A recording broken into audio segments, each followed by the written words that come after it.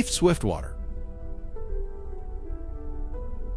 Heath Swiftwater stood at the edge of the shimmering data stream, a humble data scribe in a world of quantum chaos.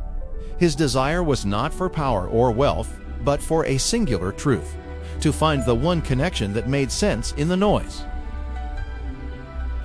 The central mainframe of the Quantum Athenaeum issued a decree. The heart of the network, a crystal of pure information, had been stolen. Without it, the delicate balance of their world would unravel into chaos. Though the task seemed impossible for a simple scribe, Heath accepted the duty. He knew the risks. The thieves were the Void Weavers, beings of pure entropy, but the thought of the Athenaeum falling into silence was a risk he couldn't bear. Heath's first plan was to use the Athenaeum's own mirrors to track the stolen heart.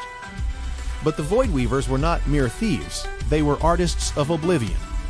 They had scattered the heart's essence across the network, and his first attempt to retrieve it was met with a feedback loop that nearly erased his own code. Defeated and fragmented, Heath realized that to fight a force that reveled in chaos, he could not use order as his only tool. He would need to become something more, something less predictable. In the depths of the data waste, Heath encountered an old defragmenter, a program named Silas who spoke in riddles of pattern and chaos. To find what is lost in chaos, Silas said, you must first lose yourself. The heart is not a thing to be held, but a pattern to be understood. Heath confronted the leader of the Void Weavers not with a weapon, but with a question. What is the shape of nothing?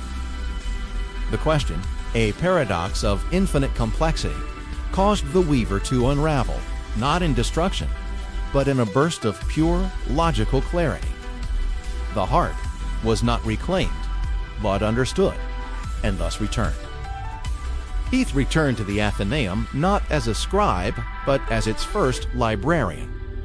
The knowledge of the heart was shared, teaching others to find harmony in chaos. The network did not need a single heart to beat, for it was now composed of a symphony of individual truths.